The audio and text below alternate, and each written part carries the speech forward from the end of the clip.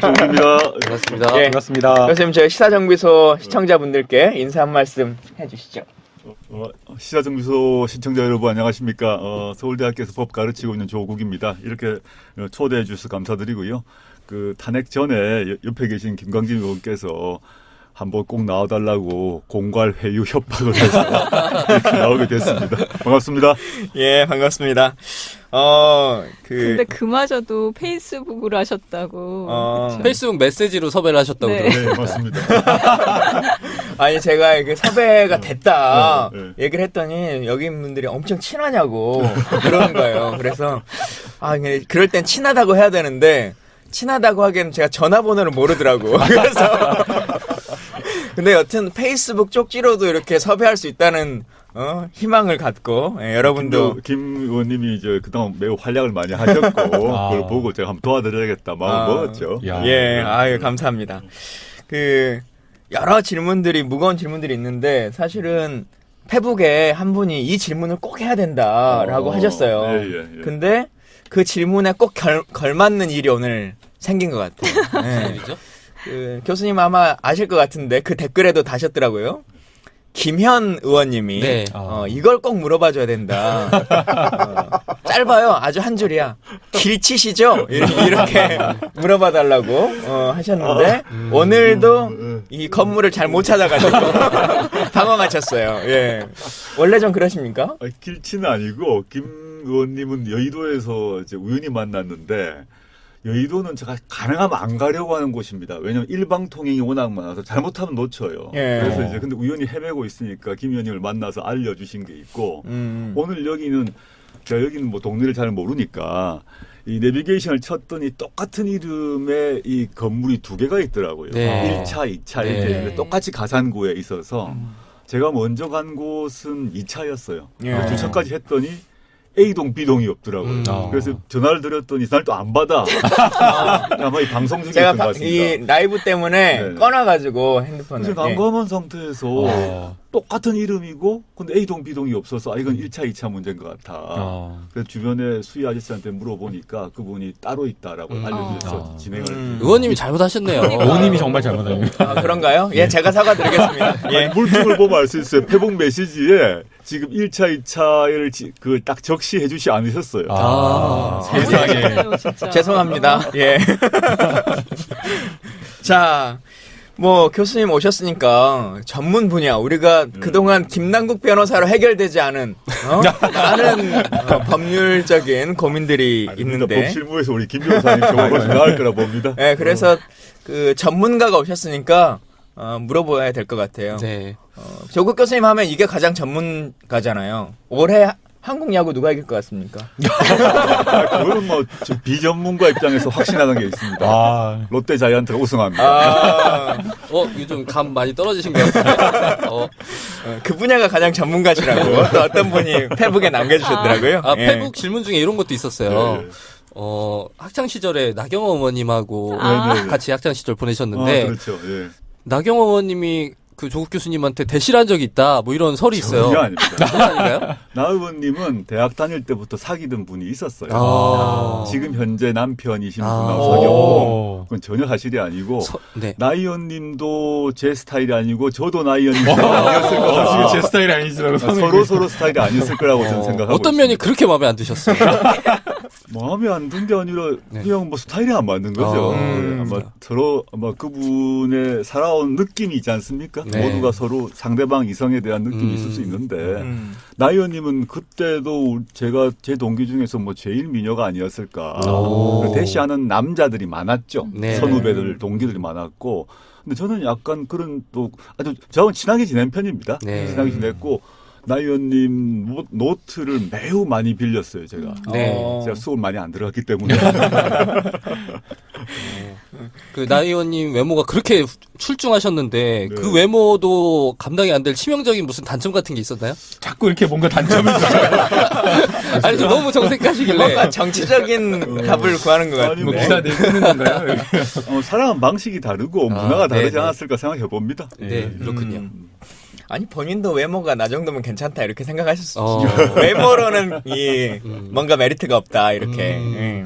자, 진짜 이제 주제로 들어가 보도록 하겠습니다. 저희가 이제 휴정비 시간에요. 몇 가지 이제 큰 테마로 가장 첫 번째는 이번 대선 전국이 어떻게 좀 진행될 것 같은지 얘기를 좀 나눠보고, 두 번째는 요즘 뭐 개헌이라고 하는 것들이 많이 이야기되고 있기 때문에 정치적인 개헌뿐만 아니라 실제로 대한민국 헌법이라고 하는 것에서 어떤 부분을 좀 같이 고민해봐야 될지에 대한 이야기들 나눠봤으면 좋겠고요. 세 번째는 새로운 대한민국을 만들자라고 하고 있는데, 진짜 새로운 대한민국이라고 하려면 어떤 것들이 필요할까라고 하는 고민도 같이 좀 해봤으면 좋겠고, 또 하나 많은 분들이 이제 저희가 20일 월요일 날 오전에 지금 녹음을 하고 있는데 21일이죠. 내일 이제 박근혜 대통령이 첫 소환이 되는 상황이 됩니다. 이 향후에 전국이 좀 어떻게 진행될지 관련한 이야기들 잘 풀어나가 보도록 하겠습니다. 아직은 정확하게 난 누구를 지지한다 이렇게는 선언하지 않으시는 거죠? 네, 그렇습니다. 현재. 예. 근데 그 얼마 전에 문재인 대표의 부산 토크 콘서트에도 참여하시고, 네네. 그런데도 누구를 지지하는 거 아닙니다. 아니, 이게 이런 거죠. 이제 지난 대선 시기는 뭐 제가 아시다시피 뭐 후보 지지 연설도 했고 이런 상황이었고, 또 지난 총선 전후에도 뭐 많은 분들을 도와드렸고, 또 새정치민주연합 시기 혁신위원도 했습니다만은 이번 시기에 어떻게 할 것인가에 있어서 제가 특정 캠프에 지금 들어가 있지는 않습니다. 그렇기 때문에 제가 약간 상대적으로 자유롭게 각 후보들에게 말씀도 하고 비판도 하고 이런 상태에 있다. 물론 이제 뭐 지난 부산 같은 경우에 있어서는 제 고향이 부산이다 보니까 마침 부산에 있는 상황이었고, 그때 잠시 나와달라고 해서 제가 드리고 싶은 질문들 좀 들을 거죠. 예. 지금 토론회도 계속 하고 있고 어쨌든 경선 과정 중에 있잖아요. 네. 이 경선 과정은 어떻게 보세요? 전 혁신위원장으로서. 네. 지금 경선 과정 저는 아시다시피 지금 현재 이제 문재인 후보를 중심으로 보자면 1위니까 약간 더 진보적이고 더 개혁적으로 보이는 느낌을 주는 이재명 시장이 있고, 약간 보수적이고 안정적 느낌을 주는 안희정 지사가 있지 않습니까? 그래서 지금 아주 재밌는 거는 원래 보면 정당과 최성 후보도 있습니다. 아, 물론. 아이고, 최 후보님 죄송합니다. 근데 보통 정당과 정당 사이에 보수 진보 대결이 붙어야 되는데, 자유한국당이나 바른정당 등이 사실상 이렇게 거의 뭐 괴멸하다시피 하다 보니까 더민주, 즉 같은 정당 안에서 후보끼리 진보 보수의 싸움이 본격화되는 상황이다라고 보고 있고요. 그 점에서는 좀 크게 봐서는 좋은 일이다 생각합니다. 왜냐하면 저는 더민주건 그 이전에 통상 민주당이라 부르는 정당의 성격 자체가 진보와 보수, 특히 이제 중도 진보와 중도 보수의 연합 정당을 유지해 왔습니다. 네. 그 연합 정당을 유지해 온 상태에서 논쟁을 벌여왔는데, 과거에 안철수 의원이 있을 때도 마찬가지였던 거죠. 안 의원이 사실 계셨다면 지금의 안희정 의원 비슷한 스탠스를 취했을 거라고 보고 있습니다. 여튼 중도 보수를 장악하기 위해서 노력을 지금 하고 있고, 한쪽은 전통적인 지지층을 강조한 입장, 경쟁이 서로서로 붙고 있기 때문에 저는 그 자체로는 좋은 일이다. 즉 더민주의 기본적인 자장이라 그럴까요? 자장이 넓혀지고 있는 거죠. 근데 저는 약간 우려하는 거는 약간 도를 넘는 좀 논쟁은 네. 있는 것 같다라는 좀 걱정을 하고 있습니다. 예. 그 조국 교수님께서 사실은 지금 특정 후보를 지지하지 않는다고 하시니까 혹시 안희정 지사님에 대한 판단이나 뭐 지지 선언을 하실 의향은 또 있으신 것인지. 왜냐하면 지금 중도 성향으로 해서 굉장히 안정적인 안정감을 주고 있다고 지금 말씀하셔서 안희정 지사님에 대해서 어떻게 평가를 하는지와, 그 다음에 이제 향후에 뭐 우리 뭐 민주당의 어떤 경선 과정에서 박빙을 예상을 하시는지, 아니면 압도적으로 문재인 전 대표가 이길 것인지 좀 같이 이야기를 해주시면 좋을 것 같습니다. 저는 뭐 지금 현재 세 분에 대해서 특정 후보를 지지한 적은 없는데요. 네 분이라니까요.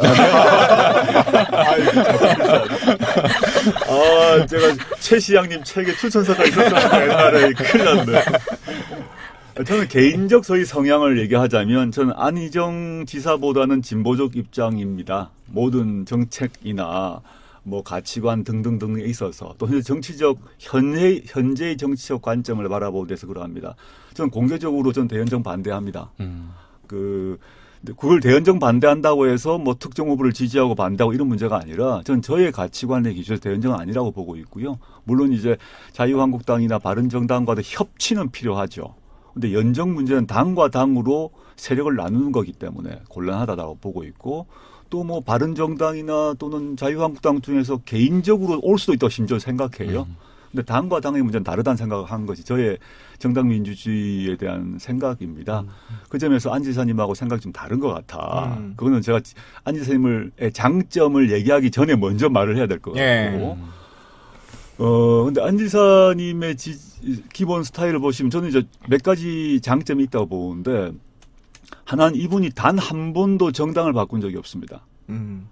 본인이 유리할 때건 불리할 때건 자신의 정당을 뭐 탈당하건 신당을 만들건 어떤 방식으로 그런 걸 전혀 취하지 않고 안 좋은 조건에서도 민주당을 지켜왔다는 점 이건 아주 높이 평가해야 된다고 보고요. 특히 한국 정당 문화에 있어서 아주 훌륭한 일이라고 보고 있고 두 번째 아까도 말씀드렸듯이 저와는 저보다 약간 좀 보수적인 분이시긴 하지만 그와 별도로 이 개인적으로 이 사람 인간적 매력이 있는 사람이라고 생각합니다. 그 이념적으로 차이가 있다는 면자 별도로 실제 뭐 만나 보셨겠습니다만 안 지사께서 아주 외모도 출중하시고 이런 거 외에 실제 언변도 아주 좋고 사람과 사람과의 관계를 잘 푸는 사람이다라고 저는 이해하고 있습니다. 제가 실제 몇 번 뵙기도 했습니다만은 제가 견해차가 있다는 것과 별도로 아주 그 정치인으로서는 매우 큰 장점을 갖고 계시죠. 그 두 번째 질문으로 그 경선 결과는 어느 정도로 예측하시는지. 이거 말하면 아주 다 싫어할 것 같은데. 저는 이제 제3자 입장에서 보게 되면 4월 3일 경선이 있고 그 다음에 결선이 예정되어 있지 않습니까? 근데 현재 제가 뭐 딱 부러지게 말씀드릴 수는 없지만 저는 현재 이 여론조사가 계속 나오고 있는데 국민 참여 경선을 하게 되면 약 200만 명 이미 넘었고 그게 더 많아질 건데 이 학문적으로 통계적으로 보게 되면 이게 한 150만 정도를 넘게 되면 아무리 당원이 동원되고 지지자가 동원된다 하더라도 통상의 여론조사의 범위를 넘기 힘들다고 보고 있습니다. 그래서 저는 그렇게 정도만 말씀드리겠습니다. 네. 이것과는 좀 다른 건데 저희가 이제 1차 발표한 날 4월 3일이잖아요. 그날 이제 저는 문캠에 있는 사람이니까 그날 결정될 거라고 생각하고 있는 거고. 근데 예상하지 못했던 일인데 꼼꼼하지 못했던 거죠. 그러니까 4월 3일이라고 하는 날의 특수성이 있는데 4.3이라고 하는 그날 당 행사를 하는 것이 맞냐라고 하는 제주 지역에 또 요구가 있어가지고 추미애 당대표는 그 전당대회 행사장보다 4.3 추념식을 가시는 걸로 이렇게 결정을 하기도 했습니다. 예, 뭐 그냥 알려드려야 될 것 같아서. 네, 그렇군요. 어쨌든 지금 보면 민주당이 지금 보수층이 탄핵으로 국면에서 흔들리고 있는 상황이잖아요. 네네. 그럼 민주당이 어쨌든 외연을 넓힐 수 있는 굉장히 좋은 기회라는 생각이 들어요. 네네. 그럼 앞으로 어떤 스탠스를 취하는 게 민주당 쪽에 유리할지 뭐 그런 생각들이 있으시면. 저는 아까 이제 김 변호사님이 저한테 질문했던 것과 관련이 있습니다만 그래서 네. 답을 드렸습니다만은 민주당이 중도 진보와 중도 보수의 연합 정당인데 따라서 중도 진보 외에 중도 보수를 반드시 가져와야 됩니다. 네. 그렇기 위한 여러 가지 사람이든 정책이든 여러 가지 그 조치를 취해야 되죠. 그런데 이 중도 보수 쪽 또는 중간층, 중도층이라고 불리는 사람들은 언제든지 그 상황에 따라서 후보 또는 정당을 바꿉니다. 어떨 때는 반기문을 지지했다가 그다음에 반기문이 빠져나가면 또 누구를 지지했다가 황교안으로 왔다가 황교안이 빠지면 또 표가 갈라졌다가 이제 이분들은 제가 비하해서가 아니라 네. 특별한 자신의 정책이나 이념이 확고하지 않은 분들이고 그 시기에 맞춰서 이제 선택을 하거든요. 그래서 저는 그 어느 정당이든 간에 이건 뭐 정치학 이론이기도 한데 중간층, 중도층에 맞춰서 자신의 입장을 정리하는 정당 또는 정치인은 이기기가 힘듭니다. 자신의 확실한 가치와 정책이 무엇인가 밝히고 굳힌 상태에서 그 다음에 중간층을 가져오려고 할 때만 그 선거 정당은 이긴다. 그 선거의 정당은 이긴다는 것이 뭐 모든 나라에 관철되는 법칙이라고 저는 보고 있고요. 그래서 더민주 문제는 저는 당연히 중간층, 심지어는 또 보수층까지 포섭하는 여러 가지 모시고 인물이든 정책이든 가져와야 된다고 저는 봅니다. 물론 아까 얘기했듯이 대연정은 좀 곤란하다고 보는데 그와 별도로 잊지 말아야 될 것은 더민주의 자기 정체성을 잃으면 이건 저는 뭐 정당이건 정치이건 망한다라고 보고 있고요. 그건 네. 이번 대선만이 아니라 이번 대선 이후에 곧 내년에 18년 지선이 있어요. 지방선거가 있어요. 20년에 총선이 있어요. 쭉 이어진 선거에서 저 정당의 칼라가 무엇인가에 대한 얘기를 분명히 된다. 저는 이런 비유를 쓰고 싶은데 정당 또는 정치인은 일종의 상품입니다. 그 비교하자면 네. 정치 상품입니다.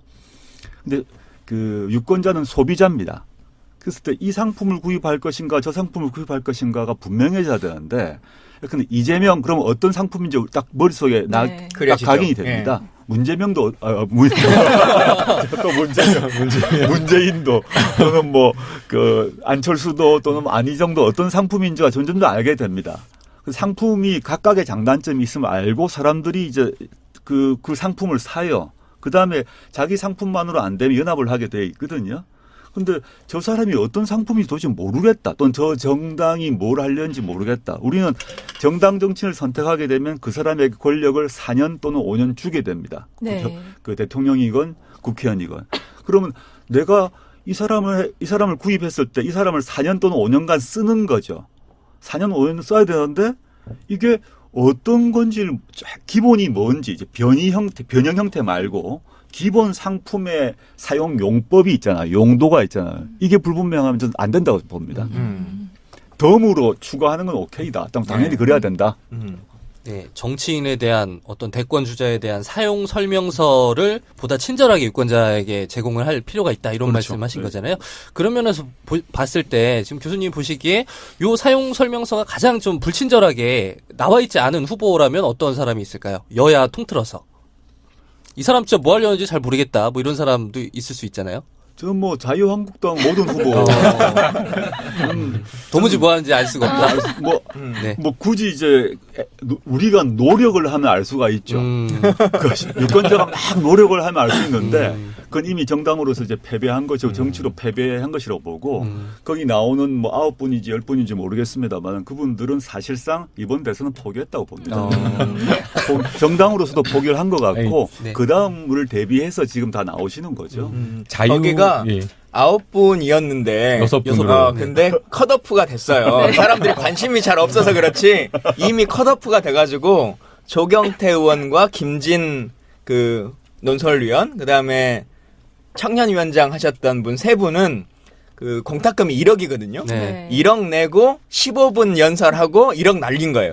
딱 그렇게 세 분 컷오프 되고 분당 700만 원이라고 하더라고요. 분당 700만 원. 그래서 6분이 남았는데 오늘 또 2차 컷오프가 있습니다. 네. 이 중에서 4분만 최종 후보가 되거든요. 물론 아무도 관심은 없겠지만 그렇다는 상황을 알려. 근데 뭔가 역동적이긴 하네요. 한 명에 막 2명, 3명씩 막 떨어져 나가는데. 슈퍼스타 K야. 그러니까. 내만 잘라봐. 그래야 어디 돈이 아깝다 되거든. 그래도 그분들은 그게 투자 가치가 있다고 생각하고요. 여의도 문법으로 보면 내 대권 후보 돈을 그만큼 쓰고도 떨어지고 난 뒤도 왜 나가시냐 하면 이제 그 순간 자기가 대권 후보의 반열에 올랐다고 주장하시죠. 또 대우를 요구하기 때문에 나간다고 보시면 돼요. 그리고 현실적으로도 대선 후보 등록을 하면 후원금을 따로 또 할 수 그렇죠. 있어요. 국회의원 그렇죠. 후원에 말고. 게다가 국회의원은 1억 5천밖에 못 하잖아요. 대선 주자 예비 후보일 경우 24억까지 모을 수 있거든요. 그러니까 남는 장사죠. 그걸 모아서 다음 총선 지선을 준비하는 거죠. 사실은. 또 이야기를 들어보니까요. 이 사람들이 나갈 때 다 내가 대선 후보로 나가겠다라고 해서 돈을 걷는다고 합니다. 후원금을 받는데 안 나가버리면 사기가 돼버리기 때문에 떨어진 걸 알면서도 나갈 수밖에 없다라고 이야기를 맞습니다. 하더라고요. 맞습니다. 네. 교수님께 또 궁금한 게 자유한국당 이야기가 나와서 궁금한 게 있는데요. 지금 홍준표 지사가 굉장히 좀 센 발언을 하고 있지 않습니까? 네, 사실은 네, 좀 뭐 센 발언을 떠나서 이게 센 발언이 아니라 오히려 막말에 가깝고 패륜적인 말에 가깝다라고 생각이 되는데 홍준표 지사가 굉장히 지금 자유한국당에서 주목을 받고 있습니다. 지금 오늘 이제 나온 어떤 여론조사 MBN과 리얼미터 여론조사에 따르면 거의 10% 가까이 9.5%까지 정도까지 지지도가 올라왔더라고요. 그래서 그 조국 교수님께서는 홍준표 지사에 대한 평가를 좀 어떻게 하시는지 그리고 지금 노무현 전 대통령을 자꾸 이렇게 걸고 넘어지면서 이렇게 막말을 하는데 이게 왜 그러는지에 대한 좀 이야기를 좀 듣고 싶습니다. 마지막 질문부터 답드리자면 저는 홍 지사께서 노무현 대통령에 대한 일종의 라이벌의식이 있다고 생각합니다. 그러니까 실제 지금 다 잊혀졌지만 홍 지사가 출발할 때를 보면 사실은 노무현 대통령이 당시에 노무현 의원이 홍 지사 보고 같이 하자 그랬어요. 음. 근데 홍이 노합니다. 그리고 정당을 바꾸죠. 근데 그 뒤에 홍 지사는 자기가 노무현 대통령보다 훨씬 낫다고 생각하고 있어요. 노무현 대통령이 됐잖아요. 자기는 안 됐잖아요. 그 정치인들 사회에서 본인은 계속 끊임없이 일종의 그게 낫다고 생각하는 건 뒤집은 열등 콤플렉스라고 저는 생각하고 네. 있고요. 그러다 보니 아주 과격하고 정말 무도한 그런 이제 발언들을 일삼고 있는데요. 그게 하나 있고 두 번째 저는 이런 홍준표 지사가 지금 10% 얻고 있는데 두 가지 좀 말씀드리고 싶습니다. 하나는 뭐냐면 홍 지사의 현재 발언 수준을 보면 하는 행태를 보면 자유한국당의 전통적 또는 고정적 지지층인 이른바 친박의 의식 수준과 똑같아. 그걸 정확히 반영해 주는 거죠. 즉 박근혜 대통령, 박근혜 최순실 그 게이트를 옹호하고 지금 태극기를 모욕하면서 태극기 들고 촛불을 시위를 하는 친박 시위를 하는 이런 분들의 마음을 그대로 받아야 되는 거죠. 그게 한 10% 되지 않겠습니까? 그걸 받으려고 애를 쓰고 그래서 지지층은 자신의 지도자와 문화적으로 정치적으로 동질화가 돼야 좋아할 거 아닙니까? 그러면 홍준표 지사의 지지층은 누구냐? 친박 집회에 나온 분들이죠. 그분들이 좋아할 말을 계속 하는 거죠. 아까 말씀드린 상품으로서 서비스를 하는 거고. 전 두 번째, 그럼에도 불구하고 저는 홍 지사께서 자유한국당 후보가 되셨으면 좋겠습니다. 왜냐? 되시면 경남도지사 선거를 다시 새로 할 수 있기 때문에. 그 점에서는. 교수님 출마하시는 겁니까? 물론, 제 선산이 경남에 있긴 한데. 이 말은 뭔가 조금 의미심장한데. 전혀 뭐. 네. 제 고향이 부산인데 실제 저희 부모님의 아버님의 고향은 이제 경남이겠죠. 당시는 네. 부산이라는 것이 없었으니까. 근데 경남, 부산을 왔다 갔다 하는데 경남에 가보면 홍 지사에 대한 원성이 어마어마하다고 보면 되죠. 우리 시사영 교수가 우리의 입장들도 막 얘기를 많이 해야 되는데 거의 퀴즈쇼 하는 우린 질문만 하고 자 물어볼 테니까 답변해 보세요 막 이런 뭐 청문회에서 상황으로 수업 듣는 것처럼 지금 네. 메모하면서 지금 듣고 있습니다. 가고 있는데 자 그러면 우리 김남국 변호사도 능력이 있다는 걸 확인하기 위해서 안 됩니다. 저는 오늘 홍준표 의원 얘기를 했으니까 홍준표 의원이 지금 막 재판 받고 있잖아요. 근데 사실 사람들이 금방 또 잊어버려요. 네. 근데 기억나는 게 무죄 받았대라고 하는 거거든요. 네. 홍준표 이 지사는 지금 재판이 어떻게 되고 있는 거예요? 그런 거 묻지 않기로 저는 지난번에 무죄가 됐으면 이제 예측이라도 해보세요. 대법 판결 문제가 어떻게 없는 나는지. 겁니까? 제가 예측을 좀 네. 하기에는 조금 감히 예측하기는 좀 어려운데요. 근데 이제 보도된 내용에 따르면 그러니까 일단은 드러난 것은 지금 항소심에서 무죄를 받은 상황이고요. 이제 대법원으로 가야 되는데 항소심이면은 2차까지 지금 무죄가 난 거예요? 2심까지는 무죄가 난 상황입니다. 그런데 이제 대법원으로 갔는데 이제 대법원은 법률심이기 때문에 기존의 사실심, 원심에서 확정된 사실관계를 사실은 존중하는 경향이 좀 많습니다. 그렇기 때문에 대법원에서 이 무죄 받은 것이 그럼 돈을 안 받았다는 거예요? 제가 그렇게 단정적으로 말하면 증거가 불충분하다는 거죠. 그렇죠. 정확히 예, 보면. 제가 만약 그거를 단정적으로 말하면 홍준표 전 지사를 지지하는 것으로 될 수 있기 때문에 돈을 받았다 안 받았다 이건 좀 말하기 어려울 것 같고요. 이제 적어도 증거가 이제 없다. 예, 원심 판단은 유죄로 확정할 정도의 증거가 있지는 않다라고 좀 판단을 한 것 같습니다. 그래서 대법원에 가더라도 이게 유죄가 나올 가능성은 사실은 좀 높지는 우리 않아 한명숙 보입니다. 총리는 증거 없어도 막 의자가 받았다 이런 걸로도 다 구속되고 막 그러는데 그러니까 진짜 홍 지사 사건 같은 경우는 제공자가 사망했지 않습니까? 네. 이게 네. 결정탄 거죠. 여기서 제가 김남국 네, 변호사님 네. 살려드릴게요. 다른 얘기를 하자면 넘어가는 걸로. 네. 근데 이거는 네. 좀 이야기를 좀 할 필요가 있는 것 같아요. 지금 홍준표 지사가 자꾸 노무현 대통령이 돈을 받았다라고 지금 이야기를 하고 있기 때문에 이거는 굉장히 문제가 될 수 있다고 허위 사실이죠. 생각합니다. 왜냐하면은 이 부분과 관련해서 여러 가지 가까이 대고 말하면 전 멀리 때려. 왜냐하면 허위사실, 명백한 허위사실인 게 이거와 관련해서 조현호 전 경찰청장 같은 경우에는 차명계좌가 있다라는 사실을 이야기를 한 것만으로 실형 8개월을 받았거든요. 근데 지금 이 홍준표 지사 같은 경우에는 그거를 넘어서서 아예 노무현 전 대통령이 돈을 받았다라고 이야기를 했고 한 차례 이야기를 한 것이 아니라 어제까지 하면 거의 한 3차례, 4차례를 이야기했기 그렇죠. 때문에 이거는 지금 형사법적으로 따지면 사실은 굉장히 큰 문제가 될 것으로 생각합니다.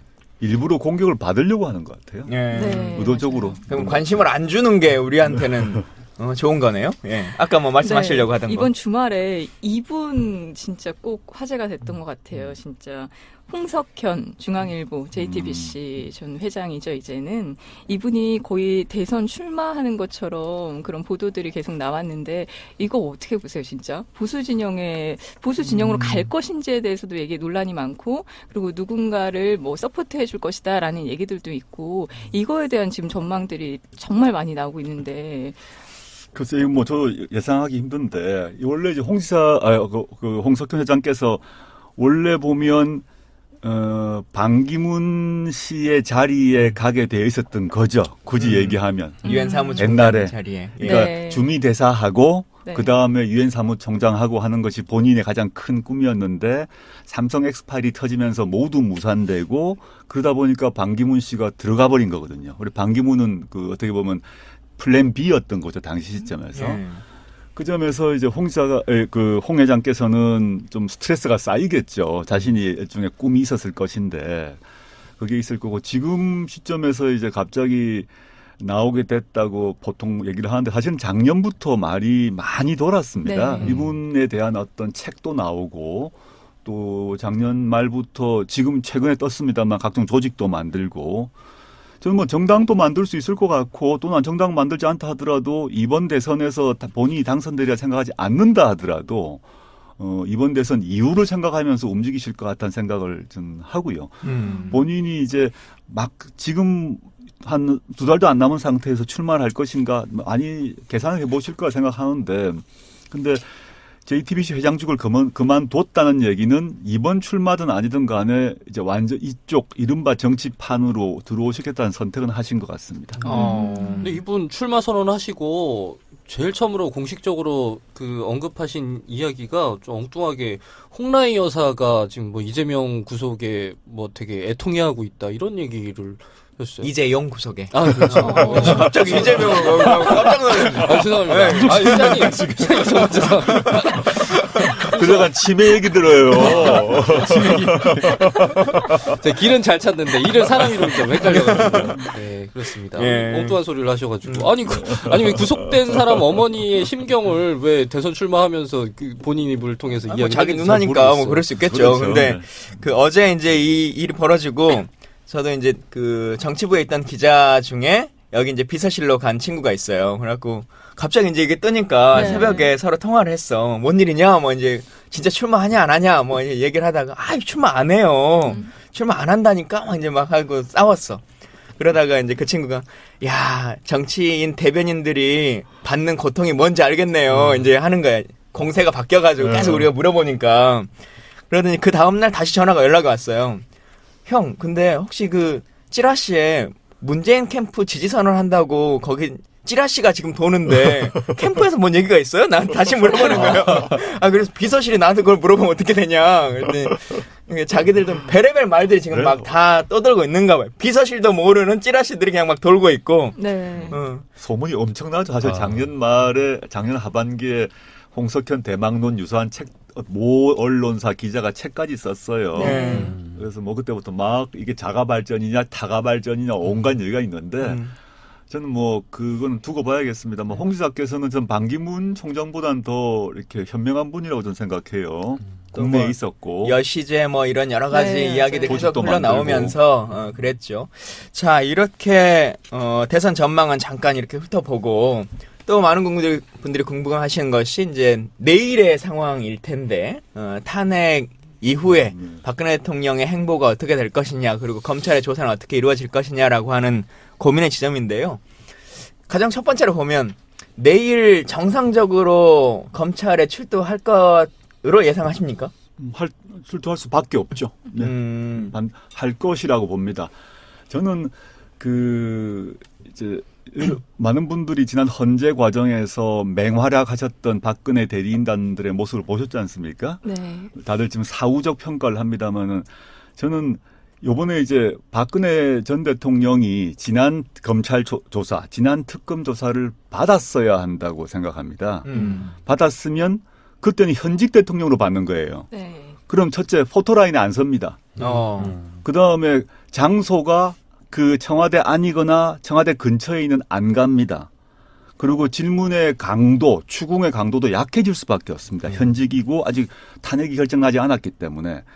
근데 당시 변호인단들이 실수를 했다고 저는 생각해요. 정치적으로 떠나서 법적으로 이제 변호를 해야 한 직업적으로 보게 되면 자신의 의뢰인을 위해서 어떻게 해야 될 것인가. 그러면 현직에 있을 때 받는 게 맞아요. 근데 이 사람들이 무슨 이유인지 다 이제 막 난리를 쳐가지고 헌재에서도 그냥 시쳇말로 깽판을 치면서 재판관을 화나게 했거든요. 지금 이제 받게 됩니다. 받게 되면 훨씬 강도 높게 받게 될 수밖에 없고 준비를 변호인단이 좀 했겠지만 저는 만만치 않을 거다. 그 첫째는 왜냐하면 그 언론에서도 많이 하고 온라인에서 많이 얘기하는 이 종범실록이 있거든요. 안종범 수석의 정범실록 이 수첩이 꼼꼼히 다 적혀 있기 때문에 이 막강한 증거가 첩첩이 쌓여 있습니다. 이게 쉽지 않을 것이다 생각이 들고 그다음에 박근혜 대통령 전 대통령의 공범이라 얘기될 수 있는 최순실, 이재용 등등이 이미 모두 구속되어 있습니다. 공범이 구속되어 있는 상태인 거죠. 저는 쉽지 않은 상황일 거고 그 검찰 입장에서는 지금 현재 약간 이런 아까 법률적인 측면에서 형평성 이런 것, 그 다음에 박근혜 씨의 그 범죄의 중대성, 혐의의 중대성 이런 거 외에 지금 제대로 안 하면 대선 이후에 검찰 개혁이 엄청나게 강하게 들어올 거기 때문에 전 검찰도 세게 나올 거라 생각합니다. 네, 이 지금 박근혜 전 대통령의 형사 변호와 관련해서 굉장히 특이한 점이 있습니다. 이제 변호인이 지금 9명이 선임이 되어 있는데요.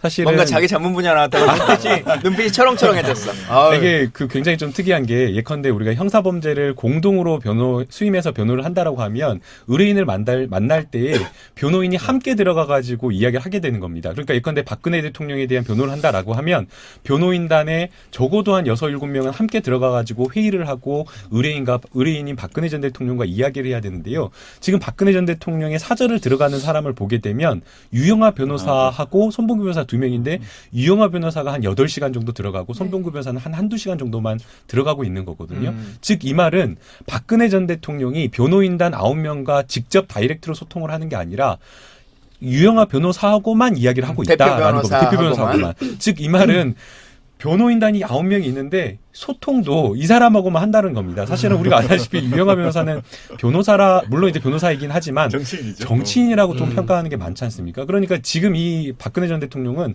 본인에게 정말 중대한 이번 내일 조사로서 구속이 되냐 마냐한 그런 상황에서도 본인의 어떤 그 통치할 때의 어떤 그 스타일을 그대로 보여주고 있는 게 아닌가. 그러니까 나하고 소통하고 싶은 사람만 소통을 하고 나머지는 이 사람을 통해서 소통을 하라라는 그런 모습을 보여주고 있어서 저는 이게 조금 안타깝다는 생각이 듭니다. 근데 변호인을 6명 데리고 가면 확실히 유리한가요? 저도 궁금해요. 그런 게. 한 명, 내가 제일 믿고, 예를 들면은, 지난번 서석구, 김평우 이런 사람 다 데리고 가는 것보다 내가 믿을 만한 진짜 변호인 한 명 데리고 가는 게 더 안심이 되지 않을까요? 예를 들면 전관예우처럼 막 그런 병풍이 필요한 거 말고 실제 법리로 봤을 때 변호인을 여러 명 데리고 가면 검사랑도 6명이 막 이렇게 싸웁니까? 그러지는 않고요. 사실은 이제 입회하게 되면 사실은 매우 불편합니다, 변호사는. 왜냐면은 그 수사관이 물어보는 질문에 대해서 직접 이렇게 대답하세요, 이렇게 대답하세요, 개입해서 조언을 해줄 수 없고 그냥 옆에 가만히 망부석처럼 앉아있는 경우가 대부분이기 때문에 아마 여러 명이 간다고 해서 크게 직접적으로 도움이 되는 건 없을 것으로 생각이 됩니다. 그런데 다만 지금 이렇게 지금 박근혜 전 대통령의 변호인이 많은 이유는 실제로 변론에서 필요합니다. 왜냐하면 박근혜 전 대통령이 지금 혐의를 받고 있는 그 범죄 항목으로 따지면 13가지나 되기 때문에 이 변호사가 한 명이 수많은 기록을 혼자서 다 처리할 수가 없기 때문에 아마 파트별로 나눠서 예상 질문에 대한 답변을 다 만들고 있기 때문에 단순히 형식적으로 그냥 이름만 올리는 그 변호사가 아니라 실제 사건을 어떻게 대답을 해야 될지 맡은 파트별 변호사가 필요하기 때문에 저는 9명 정도 분명히 필요하다고 생각합니다. 예. 그 김평우 변호사는 집 앞에 갔냐 안 갔냐 막 하더니 지금 미국 가 있더라고요. 그러니까 페이스북에 올라온 거 보니까 미국에서 벌써 도착했대요? 그러니까 이게 본인은 그러니까 지금 보도된 바에 따르면 간 적이 없다라고 하는데 정규직 TV에 15일 날 나오셔가지고 본인이 차량을 그러니까 청와대 경호실에서 요청한 차량을 타고 들어갔다라는 건데 지금 차량에 썬팅이 많이 됐는지 일단은 기자들에 의해서는 확인된 바가 없습니다. 아 들어간 것도. 그러니까 네. 꿈꾼 것 같아요, 저는. 네, 저 사실 꿈에서 거짓말 왔던 것 같아요. 아니 그리고 진짜 그 참 올림머리 그 얘기가 계속 나오잖아요. 근데 어디 행사를 나가려면 사람을 쓰는 것은 그래도 좀 이해할 수 있겠는데 집에만 지금 3일째 4일째 있는데도 날마다 그 미용사가 온다는 게 그냥 상식적으로 이해가 안 돼요. 왜 하지 그걸? 집에 장 PD 있으면서. 이해하세요? 뭐 이해 안 되는 것들이 한두 가지여야지 뭐. 근데 그 아까 그 유영아 네. 변호사가 네. 처음에 변호인 선임하고 나서 이렇게 얘기를 했어요. 아, 네. 박근혜 대통령 여성으로서의 프라이버시를 좀 지켜줘야 된다 이 얘기했거든요. 지금 얘기하는 게 우리가 이해할 수 없는 그 왜 그 집에만 있는데 매일 그 미용사가 들어가야 하는가 이런 부분을 이야기한 걸까요? 유영아 말도 변호사 좀, 얘기하니까 조국 교수님하고의 에피소드가 하나 떠올랐어요. 어떤 거? 어떤 어떤 뭔데요? 에피소드가요? 그 좀 친한 척 해야 되잖아요. 뭐 자주 봤다고. 근데 네. 뭐 사적으로 본 건 아니고.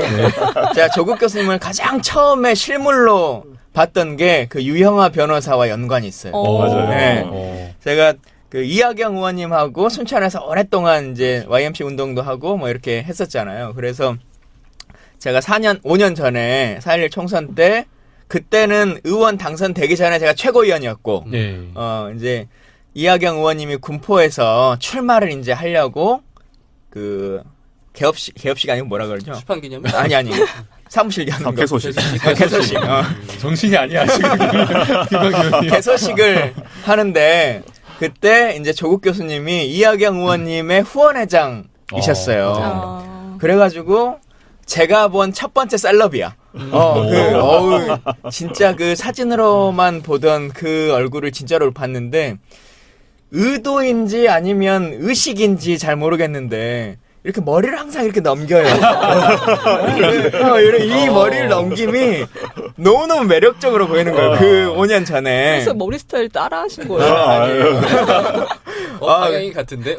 그래서 이게 제 버릇이에요. 이게 앞머리 자꾸 내려와서 이게 버릇 그런 지적을 많이 받아요. 받고 이제 김 의원님께서 말씀하신 게 이제 이하경 의원님하고는 저하고는 사적으로는 전혀 모르는 사이였습니다. 약간 우리 뭐 가지가 그까지로 갑니다만 전혀 모르는 분이고 물론 이제 사적으로는 모르지만 공적으로는 아는 분이었는데 이제 그 유영아 의원과 군포에서 붙게 됐죠. 붙게 되었고 유영아 의원이 그 당시 이하경 의원을 어떻게 공격했나 하면 이 사람이 유신 말기에 강도 전과가 있다라고 공격을 시작합니다. 실제 강도 전과라는 게 기록에 있어요. 그러면서 군포 지역에도 뿌리고 전국적으로도 계속 공세를 가하면서 민주당이 어떻게 강도범을 갖다가 이렇게 하냐라고 공격을 해온 거죠. 근데 저는 뭐 그전까지는 이하경 의원님을 개인적으로는 전혀 몰랐기 때문에 제가 후원회장 할 생각도 없었던 것이고 지연, 학연 뭐 일체연이 없었어요. 근데 딱 그걸 보고 제가 이제 성질이 나빠서 열이 확 받은 거죠. 열이 확 받아가지고 왜냐하면 이하경 의원이 당시에 유신 시절에 실제는 유신 시절에 그 반유신 투쟁을 하던 과정에서 그 그룹이 일부가 그 재벌집을 들어가는데 이하경 의원은 실제 그 집안으로 들어가지 않습니다. 그런 일이 있는데 다 뭉뚱그려서 강도로 몰아버리니까 제가 화가 나서 이하경이 강도면 나도 강도다라고 이제 공격을 좀 했어요. 그랬더니 이하경 의원님이 연락을 와서 고맙다. 그러면서 근데 아예 후원회장을 해달라 해서 그때 제가 맡아서 그 개소식에 간 거죠. 예. 아니 근데 유영아 그 변호사 얘기를 한 건 뭐냐면 실제로 당대표나 아니면 뭐 최고위원 정도만 돼도 선거 때 한 지역구에 한 번 유세를 가기가 쉽지가 않아요. 그 전국에 250 몇 개를 돌아다녀야 되니까. 근데 당시에 박근혜 그 비대위원장이 군포에 3번을 왔어요. 3번을. 맞아요. 그래서 3번을 오면서 그 3번 사거리에 있는 곳을 완전히 그냥 독점을 해가지고 그때는 또 짱짱했잖아요. 박근혜라고 하는 사람이. 근데 한 번 올 때마다 이게 출렁출렁 하는 거예요. 지지율이. 그래가지고 근데 이제 우리 대표도 어떻게든 좀 모셔가려고 하는데 일정이 잘 안 나는 거예요. 당시의 대표가 누구셨어요? 한명숙 대표. 한명숙 대표. 그래서 한 번 대표 가시고 저도 그때 3번 갔는데 저는 그때 별 의미가 없지. 근데 아니 본인 3번 간 걸 뭐하러 얘기해요? 아니 그러니까 의미 없다고요. 근데 그때 하여튼 그렇게 박근혜가 당선시키고 싶어 했던 맞아요. 사람 중에 하나예요. 그만큼 믿는 것 같아요. 네. 박근혜 대통령이 당시 그때부터도 믿었고 지금도 그만큼 믿고 있고 무슨 이유인지 모르겠지만 그건 뭐 사적인 이유인지 뭔지 네. 모르겠지만 아주 강하게 믿고 있는 건 사실입니다. 자, 이렇게 좀 돌아가자면 결국 이제 내일 소화는 될 거다. 그래서 포토라인에 서서 뭐 하긴 할 것 같은데 국민들이 이제 궁금한 것은 그러면 바로 구속이 되나? 아니면 그냥 한번 조사 몇 시간 받고 나면 그 뒤로는 끝나는 건가라고 하는 이제 절차적, 법리적 절차에 대한 궁금증이 있을 것 같은데요. 어떻게 좀 예상하세요? 제가 이제 담당 검사라면 또는 김수남 검찰총장이라면 무조건 청구할 것 같습니다. 현장에서요? 아니면 일단 집으로 아니, 보내드리고? 그거는 이제 그 내일 조사 상황에 따라 달라질 수 있겠습니다만은 검찰 입장에서는 뭐 국민적 대의를 위해서 뭐 등등 아니라 아주 검찰의 관점에서만 보면 영장 청구를 할 것 같아요. 제가 김수남이라면 예. 잃을 게 없다. 음. 당장 검찰로서 잃을 게 하나도 없다. 음. 영장 청구를 하고 법원에서 영장을 기각해버리면 우리는 뭐 할 도리 다 했다라고. 법원이 책임질 일이고. 법원으로 화살이 뭐 가겠죠. 네. 그리고 자기로서는 이제 수사 의지를 보여주는 거고 또 청구한다고 해서 전혀 청구 안 할 이유가 없는 조건입니다. 근데 만약에 검찰이 현 시점에서 청구를 안 한다. 그럼 공격이 엄청나게 비난을 받을 거예요. 저는 뭐 그렇게 저로서는 그렇게 봅니다. 네. 잠시 이 와중에 지금 유튜브로 실시간 보고 계시잖아요. 그러니까 네. 채팅창에 지금 많은 분들이 올려주고 계신 것 같아요. 그러니까 그 질문들 있으면 그 PD님들이 조금 괜찮은 질문들은 조금 정리해서 주시면 저희가 조국 교수님께 여쭤보도록 하겠습니다. 네. 박근혜 입장에서 볼 때 내일 검찰에 가서 어떤 태도를 취하는 게 본인의 어떤 형량을 깎는데 더 유리할까요? 예를 들면은 지금까지 계속 부인해 왔잖아요. 모든 혐의에 대해서. 근데 가서 지금처럼 계속 나는 전혀 뭐 이득을 취한 바가 없다라고 계속해서 주장하는 것이 박근혜한테 유리할지 아니면 조금 이제 겸허하게 내가 인정할 부분 인정하고 내가 이러이러한 부분 잘못했고 이제 좀 내가 좀 뉘우치고 있다. 이런 자세를 보이는 게 나을지 어느 게 더 유리할까요? 저는 박근혜 전 대통령의 사고방식이나 또 그 변호인단들의 그 모습들을 보면 첫 번째 걸로 할 것 같습니다. 모두 끝까지 부인할 것 같습니다. 예상은 뭐 다들 그렇게 하는데 그게 불리한 건가요?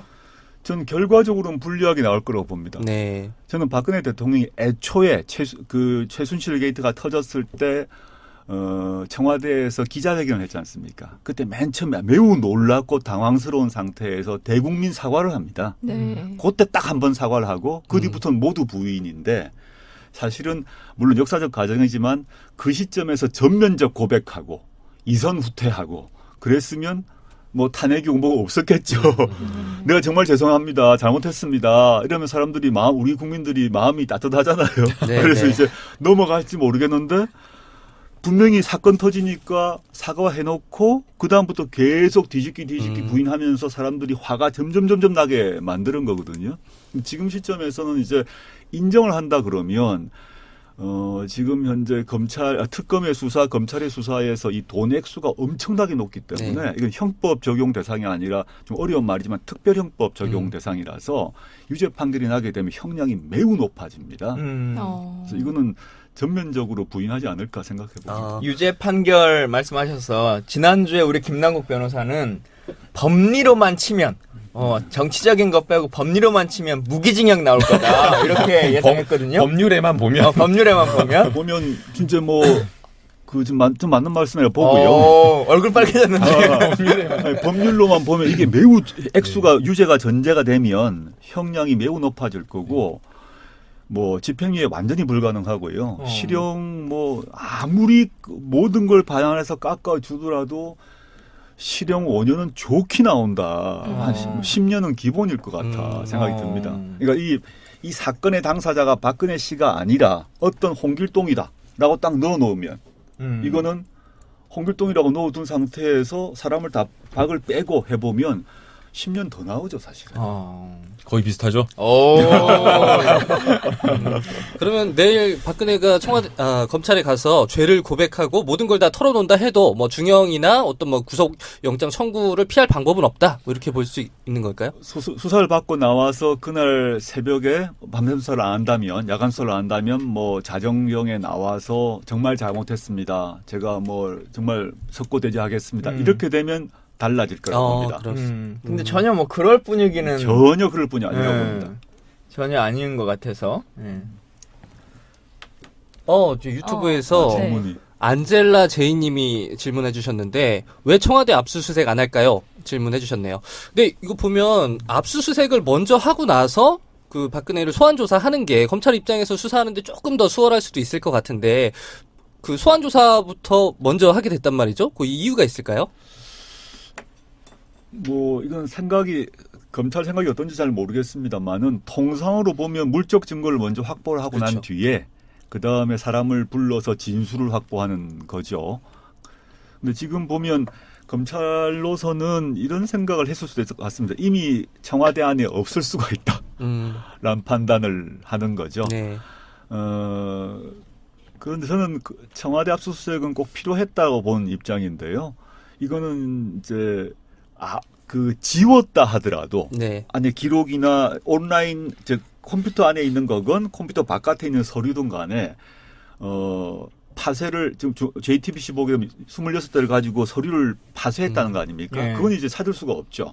그렇지만 파쇄할 수 없는 기록이 있습니다. 그런데 청와대 출입 기록 이건 파쇄할 수 없는 사안이 아닙니다. 네. 그다음에 온라인에 있는 컴퓨터를 가져오게 되면 물론 디가우징을 했는지는 모르겠지만 컴퓨터 웬만큼 가져오게 되면 컴퓨터 내부 기록들은 또 지웠다는 자체를 또 확인할 수 있거든요.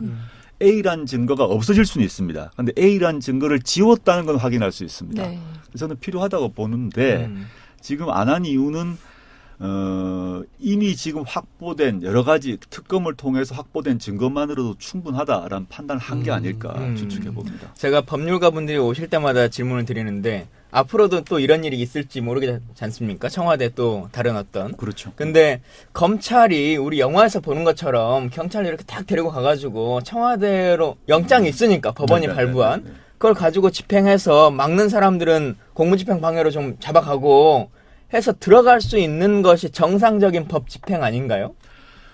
아니면 청와대의 안보적 상황을 훨씬 더 지켜줘야 된다라고 하는 게 더 정상적인 건가요? 첫 번째 게 당연히 맞죠. 왜냐하면 영장 청구를 하면 판사가 영장을 검토하고 난 뒤에 그 국방이나 안보 관련된 것을 뒤져라고 하지 않습니다.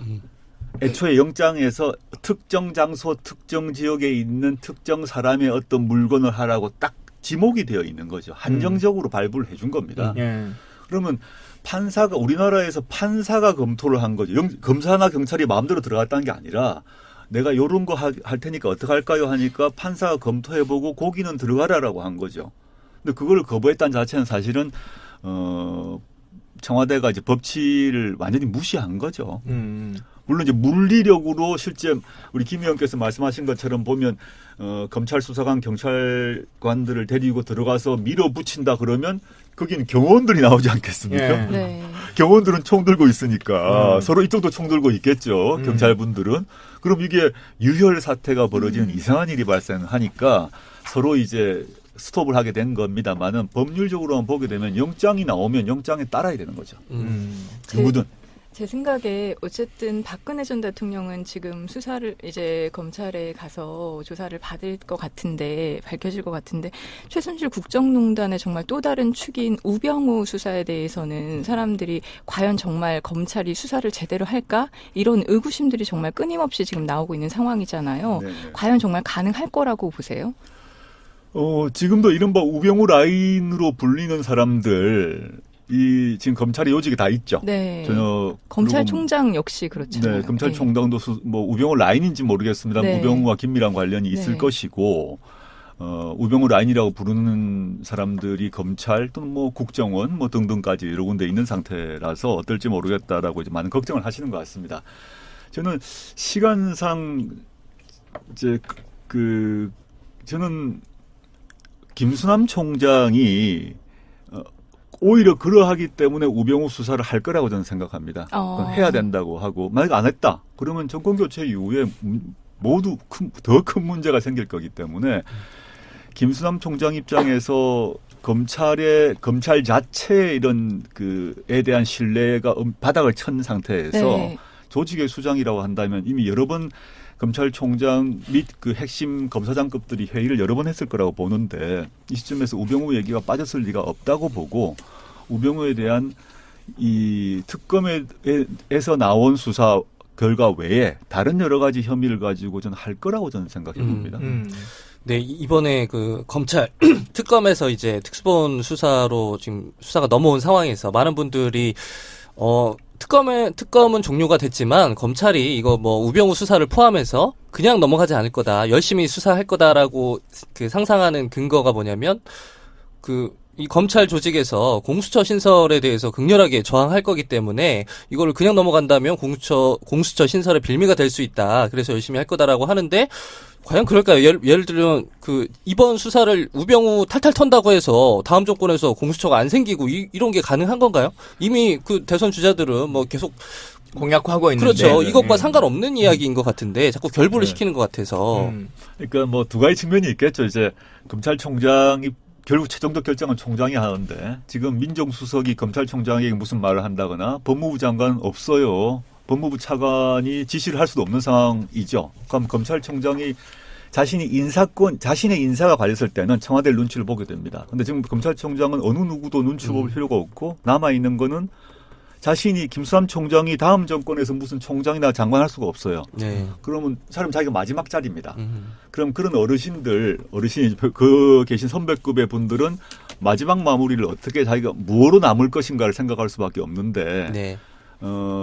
과거에 지금까지 검찰에 대한 각종 비판 등등을 일거에 상쇄할 수 있는 마지막 마무리를 하고 싶어하는 게 인간의 본성이다. 또는 검사들의 본성이다라고 저는 생각해요. 물론 기다려봐야겠죠. 뭐. 네, 이건 조금 다른 이야기인데요. 검찰 권력 나와서 하는 이야기인데 사실은 문재인 전 대표가 적폐청산을 하겠다. 그러니까 만약 본인이 대통령이 되면 적폐청산을 하겠다라고 이야기를 하고 있습니다. 뭐 적폐청산의 대상이 뭐 여러 가지일 수 있겠지만 그 중에 핵심적인 사안이 검찰에 대한 어떤 검찰 권력 그것을 어떻게 보면은 뭐 정리하고 청산하는 게 좀 필요하다라고 생각이 되는데 또 한편으로는 또 검찰 권력뿐만 아니라 사회의 어떤 적재적소에 또 적폐를 청산하려고 하면 과거 정권 같은 경우를 보게 되면 검찰 권력을 이용해서 적폐를 청산한 경우가 많았거든요.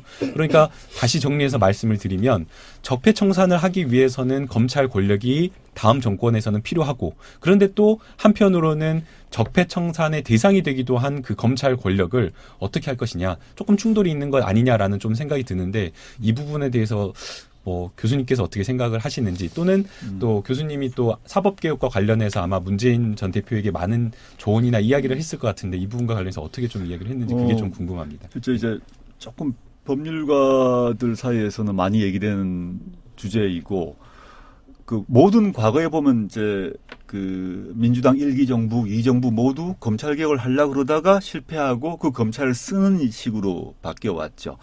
노무현 정부 때 같은 경우도 공수처를 추진하려고 그러다가 의회 상황이 안 되니까 검사와의 대화하고 그냥 넘어가다가 그냥 이렇게 돼버린 거거든요. 저는 좀 달라질 것 같다고 생각이 드는 게 저는 이제 검찰이란 것은 칼이죠. 정권 입장에서는 칼입니다. 쓰기 좋은 칼이죠. 유능하고 예리한 칼인데 이거를 여기에 맛을 들이게 되면 이 칼을 쓰다가 나중에 권력에 힘이 빠지면 이 칼이 자기를 찌르게 계속 반복되어 왔던 거 아닙니까? 공수처를 왜 노무현 정부 때부터 만들려고 했는가? 뭐 우리 김 변호사님도 아시겠지만 그 오래 논쟁의 역사, 논의 역사가 오래되지 않습니까? 저는 공수처란 게 뭐냐? 쉽게 말하면 현재 박영수 특검 모습을 생각하면 되죠. 박영수 특검은 대통령이 최종적으로는 임명했지만 여야가 합의해서 올렸고 대통령은 형식적으로 임명만 했습니다. 그러면 정권 초기부터 예컨대 뭐 지금 민주당 3기 정부가 들어섰다. 그럼 정권 초기부터 공수처가 만들어지게 되면 그 공수처는 와 별도로 검찰이 따로 있는 거죠. 그럼 이 공수처는 여야 합의로 만들어서 대통령은 형식적으로 임명을 하기 때문에 애초부터 정권의 눈치를 보지 않고 여야건 권력형 비리건 재벌이건 다 수사를 하는 거죠. 여기 수사 대상에서 검사가 당연히 들어가고요.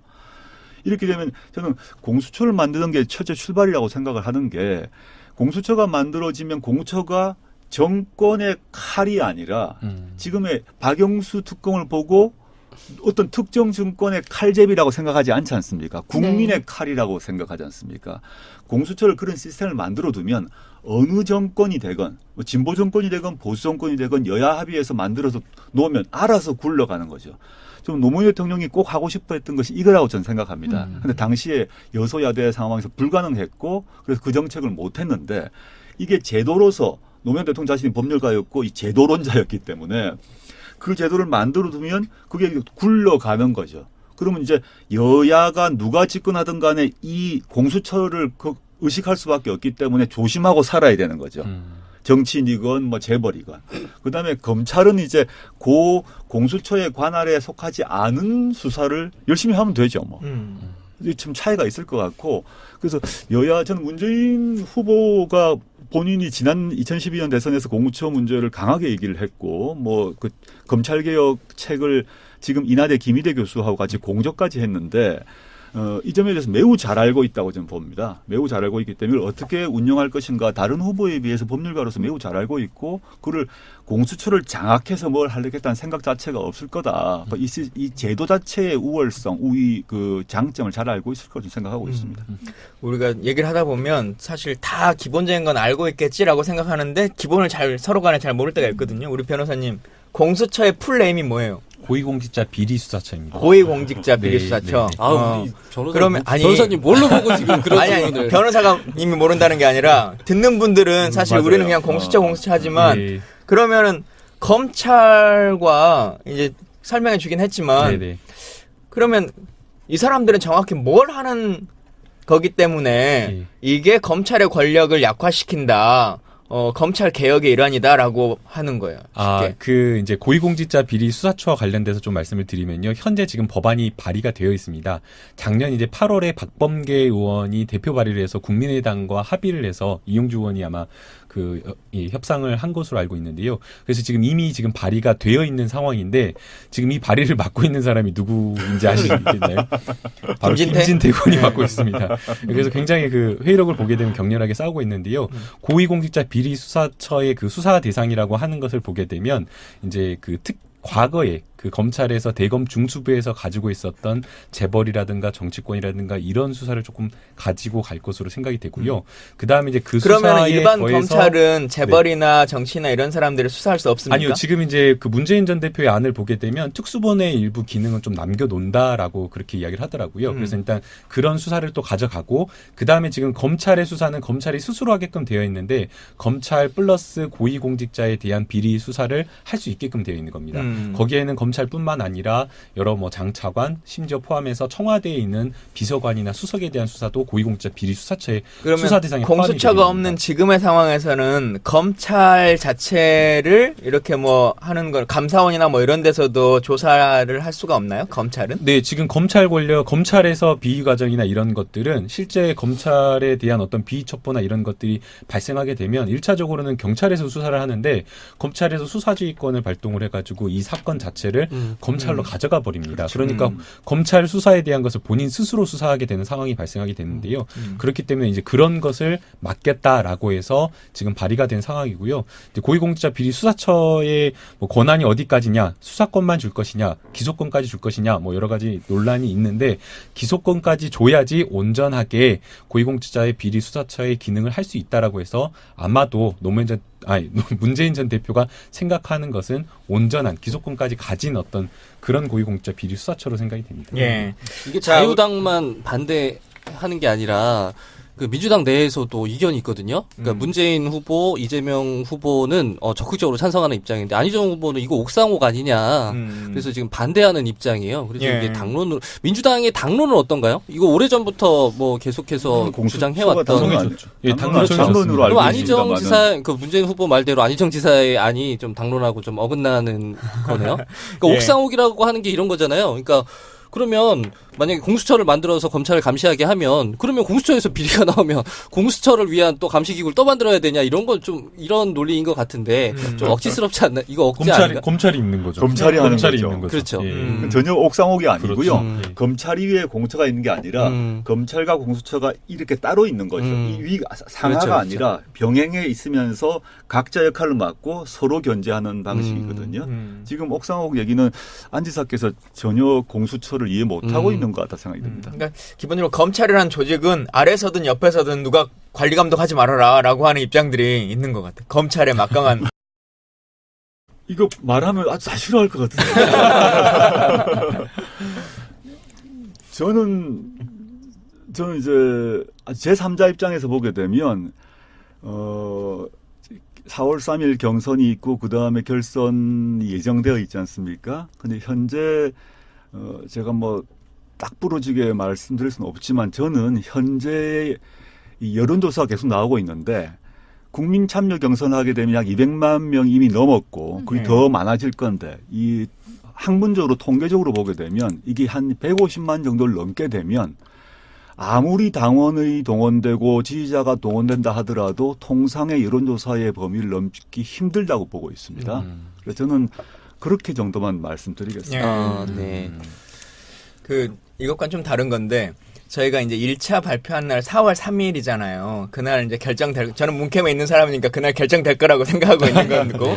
근데 예상하지 못했던 일인데 꼼꼼하지 못했던 거죠. 그러니까 4월 3일이라고 하는 날의 특수성이 있는데 4.3이라고 하는 그날 당 행사를 하는 것이 맞냐라고 하는 제주 지역에 또 요구가 있어가지고 당대표 추미애 당대표는 그 전당대회 행사장보다 4.3 추념식을 가시는 걸로 이렇게 결정을 하기도 했습니다. 예, 뭐 그냥 알려드려야 될 것 같아서. 네. 예. 그렇군요. 어쨌든 지금 보면 민주당이 지금 보수층이 탄핵으로 국면에서 흔들리고 있는 상황이잖아요. 네네. 그럼 민주당이 어쨌든 외연을 넓힐 수 있는 굉장히 좋은 기회라는 생각이 들어요. 네네. 그럼 앞으로 어떤 스탠스를 취하는 게 민주당 쪽에 유리할지 뭐 그런 생각들이 있으시면. 저는 아까 이제 김 변호사님이 저한테 질문했던 것과 관련이 있습니다만 그래서 네. 답을 드렸습니다만은 민주당이 중도 진보와 중도 보수의 연합 정당인데 따라서 중도 진보 외에 중도 보수를 반드시 가져와야 됩니다. 네. 그렇기 위한 여러 가지 사람이든 정책이든 여러 가지 조치를 취해야 되죠. 그런데 이 중도 보수 쪽 또는 중간층, 중도층이라고 불리는 사람들은 언제든지 그 상황에 따라서 후보 또는 정당을 바꿉니다. 어떨 때는 반기문을 지지했다가 그다음에 반기문이 빠져나가면 또 누구를 지지했다가 황교안으로 왔다가 황교안이 빠지면 또 표가 갈라졌다가 이제 이분들은 제가 비하해서가 아니라 네. 특별한 자신의 정책이나 이념이 확고하지 않은 분들이고 그 시기에 맞춰서 이제 선택을 하거든요. 그래서 저는 그 어느 정당이든 간에 이건 뭐 정치학 이론이기도 한데 중간층, 중도층에 맞춰서 자신의 입장을 정리하는 정당 또는 정치인은 이기기가 힘듭니다. 자신의 확실한 가치와 정책이 무엇인가 밝히고 굳힌 상태에서 그 다음에 중간층을 가져오려고 할 때만 그 선거 정당은 이긴다. 그 선거의 정당은 이긴다는 것이 뭐 모든 나라에 관철되는 법칙이라고 저는 보고 있고요.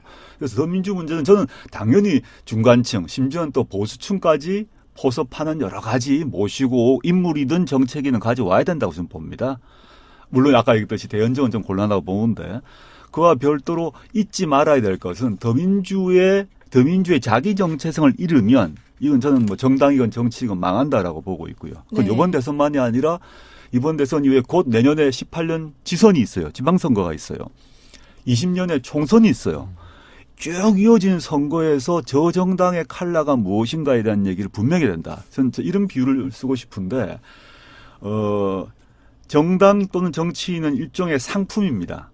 그 비교하자면 정치 상품입니다. 근데 그 유권자는 소비자입니다.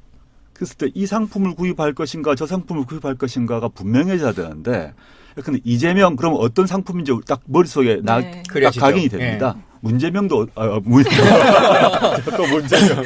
문재인도 또는 뭐 그 안철수도 또는 안희정도 어떤 상품인지가 점점 더 알게 됩니다. 그 상품이 각각의 장단점이 있음을 알고 사람들이 이제 그 상품을 사요. 그 다음에 자기 상품만으로 안 되면 연합을 하게 돼 있거든요.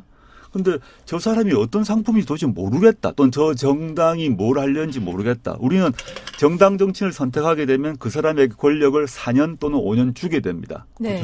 그 대통령이건 국회의원이건.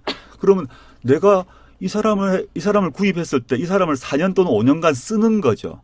4년, 5년 써야 되는데 이게 어떤 건지를 기본이 뭔지 이제 변형 형태 말고 기본 상품의 사용 용법이 있잖아요. 용도가 있잖아요. 이게 불분명하면 저는 안 된다고 봅니다. 덤으로 추가하는 건 오케이다. 당연히 그래야 된다. 네, 정치인에 대한 어떤 대권 주자에 대한 사용 설명서를 보다 친절하게 유권자에게 제공을 할 필요가 있다 이런 그렇죠. 말씀하신 네. 거잖아요. 그런 면에서 봤을 때 지금 교수님 보시기에 요 사용 설명서가 가장 좀 불친절하게 나와 있지 않은 후보라면 어떤 사람이 있을까요? 여야 통틀어서 이 사람 진짜 뭐 하려는지 잘 모르겠다 뭐 이런 사람도 있을 수 있잖아요. 저는 뭐 자유한국당 모든 후보 도무지 뭐 하는지 알 수가 없다. 뭐, 네. 뭐 굳이 이제 우리가 노력을 하면 알 수가 있죠. 그 유권자가 막 노력을 하면 알 수 있는데 그건 이미 정당으로서 이제 패배한 것이고 정치로 패배한 것이라고 보고 거기 나오는 뭐 9분인지 10분인지 모르겠습니다만 그분들은 사실상 이번 대선은 포기했다고 봅니다. 정당으로서도 포기를 한 것 같고. 저는 지금 항소심에서 무죄를 받은 상황이고요. 이제 대법원으로 가야 되는데 항소심이면은 2차까지 지금 무죄가 난 거예요? 2심까지는 무죄가 난 상황입니다. 그런데 이제 대법원으로 갔는데 이제 대법원은 법률심이기 때문에 기존의 사실심, 원심에서 확정된 사실관계를 사실은 존중하는 경향이 좀 많습니다. 그렇기 때문에 대법원에서 이 무죄 받은 것이 그럼 돈을 안 받았다는 거예요? 제가 그렇게 단전적으로 말하면 증거가 불충분하다는 거죠. 그렇죠. 정확히 예, 얘기해 보면. 제가 만약 그거를 단정적으로 말하면 홍준표 전 지사를 지지하는 것으로 될 수 있기 때문에 돈을 받았다 안 받았다 이건 좀 말하기 어려울 것 같고요. 이제 적어도 증거가 이제 없다. 예, 원심 판단은 유죄로 확정할 정도의 증거가 있지는 않다라고 좀 판단을 한 것 같습니다. 그래서 대법원에 가더라도 이게 유죄가 나올 가능성은 사실은 좀 우리 높지는 않아 한명숙 보입니다. 총리는 증거 없어도 막 의자가 받았다 이런 걸로도 다 구속되고 막 그러는데 그러니까 그 진짜 홍 지사 사건 같은 경우는 그 제공자가 사망했지 않습니까? 네. 이게 네. 결정탄 거죠. 여기서 제가 김남국 네, 변호사님 네. 살려드릴게요. 다른 얘기를 하자면 넘어가는 걸로. 네. 근데 이거는 네. 좀 이야기를 좀 할 필요가 있는 것 같아요. 그 지금 홍준표 지사가 자꾸 노무현 대통령이 돈을 받았다라고 지금 이야기를 하고 있기 때문에 이거는 굉장히 문제가 될 수 있다고 허위 사실이죠. 생각합니다. 왜냐하면은 이 부분과 관련해서 여러 가지 가까이 대고 말하면 저는 멀리 때려가요. 왜냐하면 허위사실, 명백한 허위사실인 게 이거와 관련해서 조현호 전 경찰청장 같은 경우에는 차명계좌가 있다라는 사실을 이야기를 한 것만으로 실형 8개월을 받았거든요. 근데 지금 이 홍준표 지사 같은 경우에는 그거를 넘어서서 아예 노무현 전 대통령이 돈을 받았다라고 이야기를 했고 한 차례 이야기를 한 것이 아니라 어제까지 하면 거의 한 3차례, 4차례를 이야기했기 그렇죠. 때문에 이거는 지금 형사법적으로 따지면 사실은 굉장히 큰 문제가 될 것으로 일부러 공격을 받으려고 하는 것 같아요. 네, 의도적으로. 맞아요. 그럼 관심을 안 주는 게 우리한테는 좋은 거네요. 예. 아까 뭐 말씀하시려고 하던 거. 이번 주말에 이분 진짜 꼭 화제가 됐던 것 같아요. 진짜 홍석현 중앙일보 JTBC 전 회장이죠. 이제는 이분이 거의 대선 출마하는 것처럼 그런 보도들이 계속 나왔는데 이거 어떻게 보세요, 진짜? 보수 진영으로 갈 것인지에 대해서도 얘기 논란이 많고 그리고 누군가를 뭐 서포트해 줄 것이다라는 얘기들도 있고 이거에 대한 지금 전망들이 정말 많이 나오고 있는데. 글쎄, 뭐, 저 예상하기 힘든데, 원래 이제 홍석현 회장께서 원래 보면, 반기문 씨의 자리에 가게 돼 있었던 거죠. 굳이 얘기하면. 유엔 사무총장 옛날에. 자리에. 그러니까 네. 주미대사하고, 네. 그 다음에 유엔 사무총장하고 하는 것이 본인의 가장 큰 꿈이었는데, 삼성 엑스파일이 터지면서 모두 무산되고, 그러다 보니까 반기문 씨가 들어가 버린 거거든요. 우리 반기문은 어떻게 보면, 플랜 B였던 거죠, 당시 시점에서. 그 점에서 이제 홍 회장께서는 좀 스트레스가 쌓이겠죠. 자신이 일종의 꿈이 있었을 것인데, 그게 있을 거고, 지금 시점에서 이제 갑자기 나오게 됐다고 보통 얘기를 하는데, 사실은 작년부터 말이 많이 돌았습니다. 네. 이분에 대한 어떤 책도 나오고, 또 작년 말부터 지금 최근에 떴습니다만 각종 조직도 만들고, 저는 뭐 정당도 만들 수 있을 것 같고 또는 정당 만들지 않다 하더라도 이번 대선에서 본인이 당선되리라 생각하지 않는다 하더라도 이번 대선 이후를 생각하면서 움직이실 것 같다는 생각을 좀 하고요. 본인이 이제 막 지금 한 2달도 안 남은 상태에서 출마를 할 것인가 많이 계산을 해보실 거라 생각하는데, 근데 JTBC 회장직을 그만뒀다는 얘기는 이번 출마든 아니든 간에 이제 완전 이쪽 이른바 정치판으로 들어오시겠다는 선택은 하신 것 같습니다. 근데 이분 출마 선언하시고 제일 처음으로 공식적으로 그 언급하신 이야기가 좀 엉뚱하게 홍라희 여사가 지금 뭐 이재명 구속에 뭐 되게 애통해하고 있다 이런 얘기를 했어요. 이재용 구속에. 아 그렇죠. 갑자기 이재명을 깜짝 놀랐네. 아 죄송합니다. 아 시장님 죄송합니다. 그러다가 치매 얘기 들어요. 제 길은 잘 찾는데 일은 사람 이름 좀 헷갈려가지고. 네 그렇습니다. 예. 엉뚱한 소리를 하셔가지고 아니 왜 구속된 사람 어머니의 심경을 왜 대선 출마하면서 그 본인 입을 통해서 뭐 이야기 자기 누나니까 뭐 그럴 수 있겠죠. 그렇죠. 근데 네. 그 어제 이제 이 일이 벌어지고 저도 이제 그 정치부에 있던 기자 중에 여기 이제 비서실로 간 친구가 있어요. 그래갖고 갑자기 이제 이게 뜨니까 네. 새벽에 서로 통화를 했어. 뭔 일이냐? 뭐 이제 진짜 출마하냐 안 하냐? 뭐 이제 얘기를 하다가 출마 안 해요. 출마 안 한다니까 막 이제 막 하고 싸웠어. 그러다가 이제 그 친구가 야 정치인 대변인들이 받는 고통이 뭔지 알겠네요. 이제 하는 거야. 공세가 바뀌어가지고 계속 우리가 물어보니까 그러더니 그 다음날 다시 전화가 연락이 왔어요.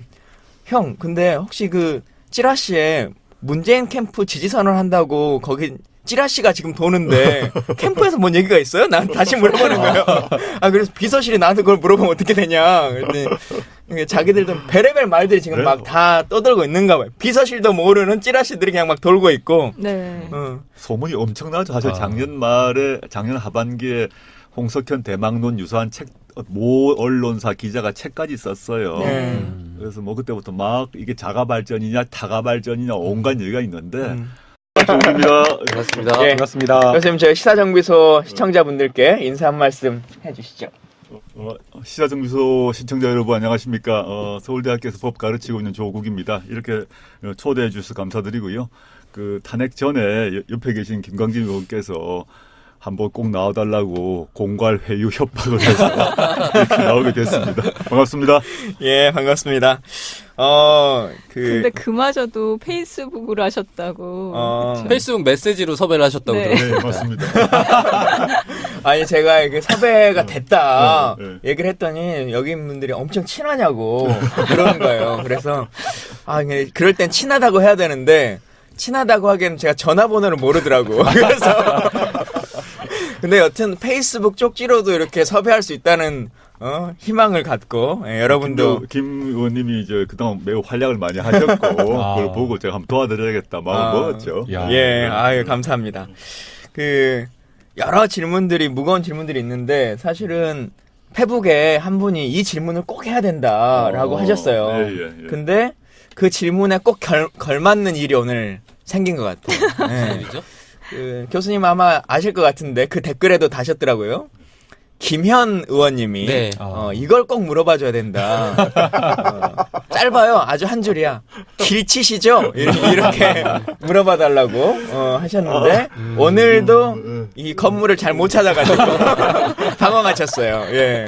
원래 좀 그러십니까? 길치는 아니고 김 의원님은 여의도에서 이제 우연히 만났는데 여의도는 제가 가능하면 안 가려고 하는 곳입니다. 왜냐하면 일방 통행이 워낙 많아서 잘못하면 놓쳐요. 예. 그래서 이제 근데 우연히 헤매고 있으니까 김 의원님을 만나서 알려주신 게 있고 오늘 여기는 제가 여기는 뭐 동네를 잘 모르니까 이 내비게이션을 쳤더니 똑같은 이름의 이 건물이 2개가 있더라고요. 네. 1차, 2차 이렇게 네. 있는데 똑같이 가산구에 있어서 제가 먼저 간 곳은 2차였어요. 예. 주차까지 했더니 A동, B동이 없더라고요. 그래서 전화를 드렸더니 전화를 또 안 받아. 아마 이 방송 중에 제가 있던 것 같습니다. 이 라이브 때문에 네. 꺼놔가지고 핸드폰을. 그래서 난감한 상태에서 똑같은 이름이고 근데 A동, B동이 없어서 이건 1차, 2차 문제인 것 같아. 그래서 주변에 수희 아저씨한테 물어보니까 그분이 따로 있다라고 알려주셔서 진행을. 의원님이 잘못하셨네요. 의원님이 정말 잘못하네요. 그런가요? 예, 제가 사과드리겠습니다. 예. 물품을 보면 알 수 있어요. 페북 메시지에 지금 1차, 2차를 그 딱 적시해 주시 않으셨어요. 세상에. 진짜. 죄송합니다. 예. 자, 뭐 교수님 오셨으니까 전문 분야 우리가 그동안 김남국 변호사로 해결되지 않은 많은 법률적인 고민들이 있는데 법실무에서 우리 김 변호사님 조언을 나을 거라 봅니다. 네, 그래서 그 전문가가 오셨으니까 물어봐야 될 것 같아요. 네. 조국 교수님 하면 이게 가장 전문가잖아요. 올해 한국 야구 누가 이길 것 같습니까? 그거는 뭐 비전문가 입장에서 확신하는 게 있습니다. 아, 롯데 자이언트가 우승합니다. 요즘 감 많이 떨어지신 것 같은데. 그 분야가 가장 전문가시라고 또 어떤 분이 페북에 남겨주셨더라고요. 예. 페북 질문 중에 이런 것도 있었어요. 네. 학창 시절에 나경원 어머님하고 네. 같이 학창 시절 보내셨는데 그렇죠. 예. 나경원 어머님이 그 조국 교수님한테 대실한 적이 있다. 뭐 이런 설이 있어요. 전혀 아닙니다. 그건 아닌가요? 나 의원님은 대학 다닐 때부터 사귀던 분이 있었어요. 아. 지금 현재 남편이신 아. 분하고 오. 사귀었고 그건 전혀 사실이 아니고 네. 나 의원님도 제 스타일이 아니고 저도 나 의원님 스타일이 아니었을 것 같아요. 제 스타일이 아니시라고 서로 스타일이 아니었을 거라고 저는 생각하고 어떤 있습니다. 면이 그렇게 마음에 안 드셨어요? 마음에 안 든 게 아니라 네. 그냥 뭐 스타일이 안 맞는 거죠. 아. 아마 서로 아마 그분의 살아온 느낌이 있지 않습니까? 네. 모두가 서로 상대방 이성에 대한 느낌이 있을 수 있는데 나 의원님은 그때도 제가 제 동기 중에서 뭐 제일 미녀가 아니었을까. 오. 대시하는 남자들이 많았죠. 네. 선후배들 동기들이 많았고. 근데 저는 약간 그런 또 아주 저하고 친하게 지낸 편입니다. 네. 친하게 지냈고 나 의원님 노트를 매우 많이 빌렸어요. 제가. 네. 제가 수업 많이 안 들어갔기 때문에. 그 나 의원님 외모가 그렇게 출중하셨는데 네. 그 외모도 감당이 안 될 치명적인 무슨 단점 같은 게 있었나요? 자꾸 이렇게 뭔가 단점을 아니 너무 정색하시길래 뭔가 정치적인 답을 구하는 것 아니, 뭐 같은데. 기사 내쓰는 건가요? 살아가는 방식이 다르고 문화가 다르지 네네. 않았을까 생각해 봅니다. 네 그렇군요. 아니 본인도 외모가 나 정도면 괜찮다 이렇게 생각하실 수 어. 있죠. 외모로는 이 뭔가 메리트가 없다 이렇게. 자 진짜 이제 주제로 들어가 보도록 하겠습니다. 저희가 이제 휴정비 시간에요 몇 가지 이제 큰 테마로 가장 첫 번째는 이번 대선 전국이 어떻게 좀 진행될 것 같은지 얘기를 좀 나눠보고 두 번째는 요즘 뭐 개헌이라고 하는 것들이 많이 이야기되고 있기 때문에 정치적인 개헌뿐만 아니라 실제로 대한민국 헌법이라고 하는 것에서 어떤 부분을 좀 같이 고민해봐야 될지에 대한 이야기들 나눠봤으면 좋겠고요. 세 번째는 새로운 대한민국을 만들자라고 하고 있는데 진짜 새로운 대한민국이라고 하려면 어떤 것들이 필요할까라고 하는 고민도 같이 좀 해봤으면 좋겠고 또 하나 많은 분들이 이제 저희가 20일 월요일 날 오전에 지금 녹음을 하고 있는데 21일이죠. 내일 이제 박근혜 대통령이 첫 소환이 되는 상황이 됩니다. 이 향후에 전국이 좀 어떻게 진행될지. 네. 그 다음을 대비해서 지금 다 나오시는 거죠. 자유 거기가 예. 9분이었는데 6분으로. 근데 컷오프가 됐어요. 사람들이 관심이 잘 없어서 그렇지 이미 컷오프가 돼가지고 조경태 의원과 김진 그 논설위원 그다음에 청년위원장 하셨던 분 세 분은 그 공탁금이 1억이거든요. 네. 1억 내고 15분 연설하고 1억 날린 거예요. 딱 그렇게 세 분 컷오프 되고 분당 700만 원이라고 하더라고요. 분당 700만 원. 그래서 6분이 남았는데 오늘 또 2차 컷오프가 있습니다. 네. 이 중에서 4분만 최종 후보가 되거든요. 물론 아무도 관심은 없겠지만 그렇다는 상황을 알려. 근데 뭔가 역동적이긴 하네요. 한 명에 막 2명, 3명씩 막 떨어져 나가는데. 슈퍼스타 K야. 그러니까. 매번 잘라막. 그래야 어디 돈이 아깝다 되거든. 그래도 그분들은 그게 투자 가치가 있다고 생각하고요. 여의도 문법으로 보면 내 대권 후보 돈을 그만큼 쓰고도 떨어지고 난 뒤도 왜 나가시냐 하면 이제 그 순간 자기가 대권 후보의 반열에 올랐다고 주장하시죠. 또 대우를 요구하기 때문에 나간다고 보시면 돼요. 그리고 현실적으로도 대선 후보 등록을 하면 후원금을 따로 또 할 수 그렇죠. 있어요. 국회의원 그렇죠. 후원회 말고. 게다가 국회의원은 1억 5천밖에 못 하잖아요. 대선 주자 예비 후보일 경우 24억까지 모을 수 있거든요. 그러니까 남는 장사죠. 그걸 모아서 다음 총선 지선을 준비하는 거죠. 사실은. 또 이야기를 들어보니까요. 이 사람들이 나갈 때 다 내가 대선 후보로 나가겠다라고 해서 돈을 걷는다고 합니다. 그래서 후원금을 받는데 안 나가버리면 사기가 돼버리기 때문에 떨어진 걸 알면서도 나갈 수밖에 없다라고 이야기를 맞습니다. 하더라고요. 맞습니다. 네. 교수님께 또 궁금한 게 자유한국당 이야기가 나와서 궁금한 게 있는데요. 지금 홍준표 지사가 굉장히 좀 센 발언을 하고 있지 않습니까? 네, 사실은 네, 좀 네. 뭐 센 발언을 떠나서 이게 센 발언이 아니라 오히려 막말에 가깝고 패륜적인 말에 가깝다라고 생각이 되는데 있는데 홍준표 지사가 굉장히 지금 자유한국당에서 주목을 받고 있습니다. 지금 오늘 이제 나온 어떤 여론조사 MBN과 리얼미터 여론조사에 따르면 거의 10% 가까이 9.5%까지 정도까지 네. 지지도가 올라왔더라고요. 그래서 그 조국 교수님께서는 홍준표 지사에 대한 평가를 좀 어떻게 하시는지, 그리고 지금 노무현 전 대통령을 자꾸 이렇게 걸고 넘어지면서 이렇게 막말을 하는데 이게 왜 그러는지에 대한 좀 이야기를 좀 듣고 싶습니다. 마지막 질문부터 답드리자면 저는 홍 지사께서 노무현 대통령에 대한 일종의 라이벌 의식이 있다고 생각합니다. 그러니까 실제 지금 다 잊혀졌지만 홍 지사가 출발할 때를 보면 사실은 노무현 대통령이 당시에 노무현 의원이 홍 지사 보고 같이 하자 그랬어요. 그런데 홍이 노합니다. 그리고 정당을 바꾸죠. 그런데 그 뒤에 홍 지사는 자기가 노무현 대통령보다 훨씬 낫다고 생각하고 있어요. 노무현 대통령이 됐잖아요. 자기는 안 됐잖아요. 그 정치인들 사회에서 본인은 계속 끊임없이 일종의 그게 낫다고 생각하는 건 뒤집은 열등 콤플렉스라고 저는 생각하고 네. 있고요. 그러다 보니 아주 과격하고 정말 무도한 그런 이제 발언들을 일삼고 있는데요. 그게 하나 있고, 두 번째 저는 이런 홍준표 지사가 지금 10% 얻고 있는데 두 가지 좀 말씀드리고 싶습니다. 하나는 뭐냐면 홍 지사의 현재 발언 수준을 보면, 하는 행태를 보면 자유한국당의 전통적 또는 고정적 지지층인 이른바 친박의 의식 수준과 똑같아. 그걸 정확히 반영해 주는 거죠.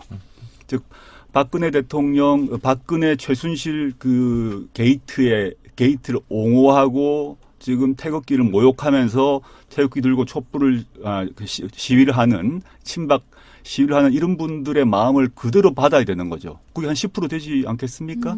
그걸 받으려고 애를 쓰고, 그래서 지지층은 자신의 지도자와 문화적으로 정치적으로 동질화가 돼야 좋아할 거 아닙니까? 그러면 홍준표 지사의 지지층은 누구냐? 친박 집회에 나온 분들이죠. 그분들이 좋아할 말을 계속 하는 거죠. 아까 말씀드린 상품으로서 서비스를 하는 거고. 전 두 번째, 그럼에도 불구하고 저는 홍 지사께서 자유한국당 후보가 되셨으면 좋겠습니다. 왜냐? 되시면 경남도지사 선거를 다시 새로 할 수 있기 때문에. 그 점에서는 교수님 출마하시는 겁니까? 물론 제 선산이 경남에 있긴 한데 이 말은 뭔가 조금 의미심장한데. 전혀 뭐. 네. 제 고향이 부산인데 실제 저희 부모님의 고향, 아버님의 고향은 이제 경남이겠죠. 당시는 네. 부산이라는 것이 없었으니까. 근데 경남, 부산을 왔다 갔다 하는데 경남에 가보면 홍 지사에 대한 원성이 어마어마하다고 보면 되죠. 우리 시사연구소가 우리의 입장들도 막 얘기를 많이 해야 되는데 거의 그 퀴즈쇼 하는 우린 질문만 하고 자 물어볼 테니까 답변해 보세요 막 이런 뭐 청문회에서 상황으로 수업 듣는 것처럼 지금 네. 메모하면서 지금 듣고 있습니다. 가고 있는데 자 그러면 우리 김남국 변호사도 능력이 있다는 걸 확인하기 위해서 안 됩니다. 저는 오늘 홍준표 의원 얘기를 했으니까 홍준표 의원이 지금 막 재판 받고 있잖아요. 근데 사실 사람들이 금방 또 잊어버려요. 네. 근데 기억나는 게 무죄 받았대라고 하는 거거든요. 네. 홍준표 이 지사는 지금 재판이 어떻게 되고 있는 거예요? 그런 거 묻지 않기로 저는 지난번에 무죄가 됐으면 이제 예측이라도 해보세요. 대법 아무 문제가 없는 제가 겁니까? 예측을 좀 네. 하기에는 조금 감히 예측하기는 좀 어려운데요. 근데 이제 보도된 내용에 따르면 그러니까 일단은 드러난 것 관련한 이야기들 잘 풀어 나가 보도록 하겠습니다. 아직은 정확하게 난 누구를 지지한다 이렇게는 선언하지 않으시는 거죠? 네, 그렇습니다. 현재. 예. 근데 그 얼마 전에 문재인 대표의 부산 토크 콘서트에도 참여하시고 네네. 그런데도 누구를 지지하는 거 아닙니다. 아니 이게 이런 거죠. 이제 지난 대선 시기는 뭐 제가 아시다시피 뭐 후보의 지지 연설도 했고 이런 상황이었고 또 지난 총선 전후에도 뭐 많은 분들을 도와드렸고 또 새정치민주연합 시기 혁신위원도 했습니다만은 이번 시기에 어떻게 할 것인가에 있어서 제가 특정 캠프에 지금 들어가 있지는 않습니다. 그렇기 때문에 제가 약간 상대적으로 자유롭게 각 후보들에게 말씀도 하고 비판도 하고 이런 상태에 있다.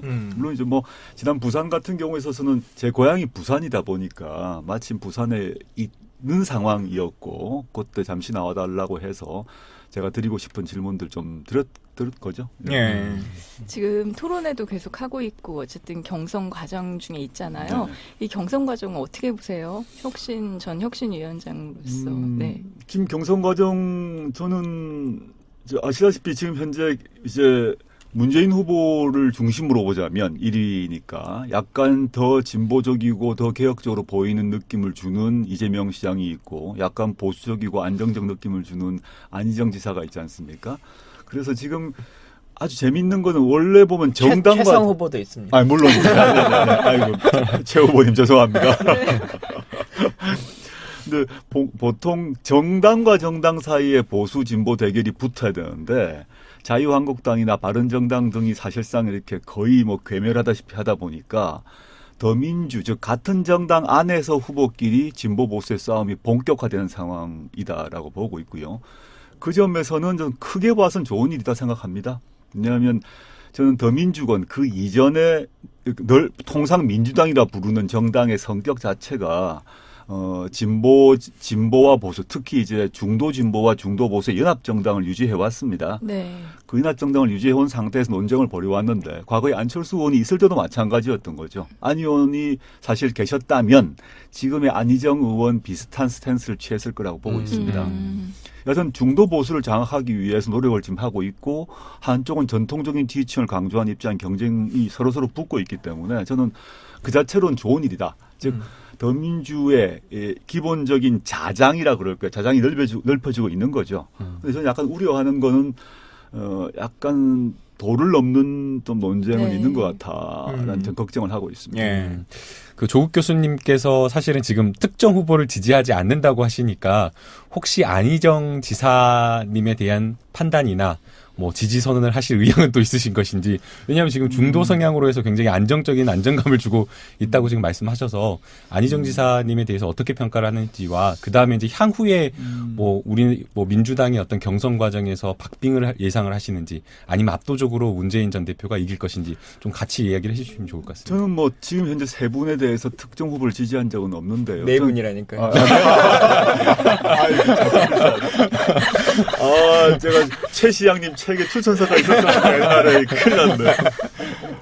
저는 개인적 소위 성향을 얘기하자면 저는 안희정 지사보다는 진보적 입장입니다. 모든 정책이나 뭐 가치관 등등등에 있어서 또 정치적 현재의 정치적 관점을 바라보는 데서 그러합니다. 저는 공개적으로 전 대연정 반대합니다. 그걸 대연정 반대한다고 해서 뭐 특정 후보를 지지하고 반대하고 이런 문제가 아니라 전 저의 가치관의 기준에서 대연정은 아니라고 보고 있고요. 물론 이제 자유한국당이나 바른정당과도 협치는 필요하죠. 근데 연정 문제는 당과 당으로 세력을 나누는 거기 때문에 곤란하다고 보고 있고 또 뭐 바른정당이나 또는 자유한국당 중에서 개인적으로 올 수도 있다고 심지어 생각해요. 근데 당과 당의 문제는 다르다는 생각을 한 것이 저의 정당 민주주의에 대한 생각입니다.